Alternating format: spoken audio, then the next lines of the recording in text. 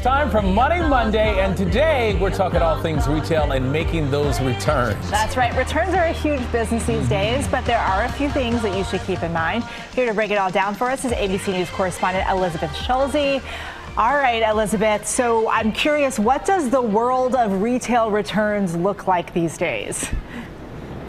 You know, guys, I know this is something you're going to relate to. We've seen a lot of changing policies around returns, and we've got some data for you that we gathered from the company called Navar that tracks all of the returns that are made through different retailers. It says 55% of companies now charge some sort of fee when you're making a return, and that's up from just 45% 2 years ago. So we are seeing these changes in policies when you're sending back stuff that you bought online.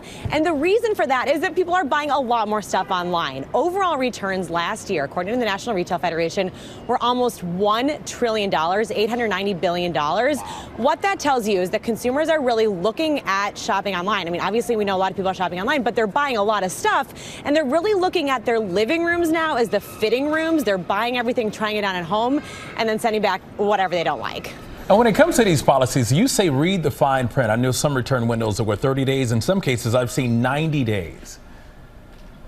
Yeah, we always talk about reading the fine print, but it is especially the case when you're looking at those return window policies. So 30 days typically is the window, but you got to be careful here. So one example is Zara. That 30 days is from the shipment date. So the day that that product that you order, that piece of clothes, actually leaves the warehouse is when that 30-day clock starts ticking. So if it takes more than 5 days to get to your house, you're going to have a shorter window to return. Other retailers like Kohl's, you're going to see closer to 90 days.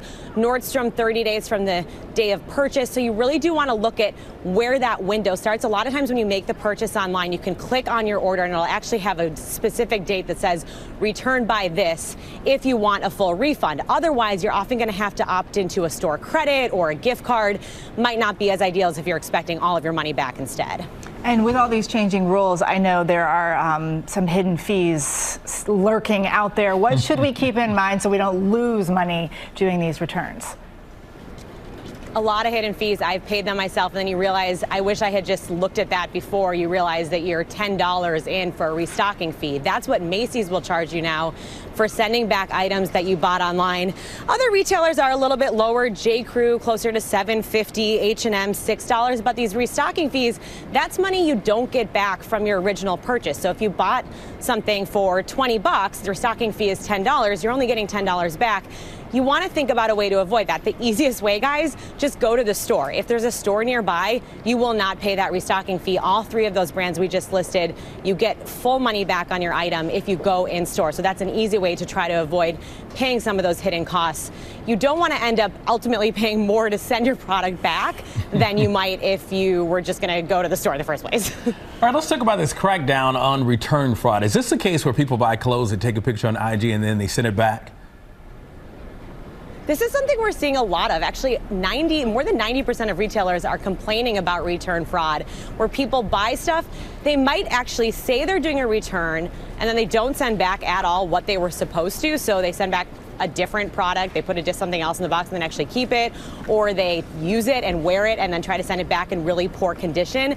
Some customers and shoppers who are doing this do get caught, and then they end up getting maybe a short-term ban from that retailer. So you do want to be aware that this is something that retailers are tracking. They have your payment information. They do have a lot of information about you when you're checking out online. So be careful when you are buying purchases so that you don't fall subject to that. The other thing that retailers are really aware of right now is this idea called bracketing, where you're buying a lot of products in different sizes. I've done it before. You say, I don't know what's going to fit, and you buy 2 or 3 different sizes and expect to send them back.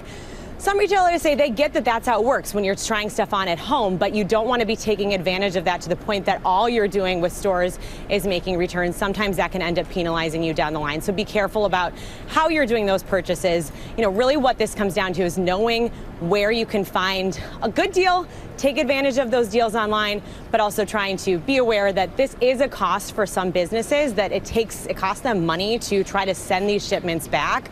A lot of retailers say they lose money on returns because they have to pay for those shipments, pay for the labels, get those back to the stores. And that's why we've seen these really big changes in policies that can ultimately mean that you end up paying more money, unfortunately, guys. Try to get it right the first time. Some incredible tips there. Elizabeth, thank you very much. We appreciate it, friend. I'm a big returner. Can't help it.